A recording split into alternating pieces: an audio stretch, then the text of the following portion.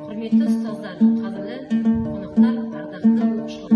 Бүгін қазақ поэзиясының бұзылар ақыны, жүректерге жыр болып қонған Мұқағали Мақатаевтың 95 жылдығына арналған дөңгелек үстелде бас қосып отырмыз.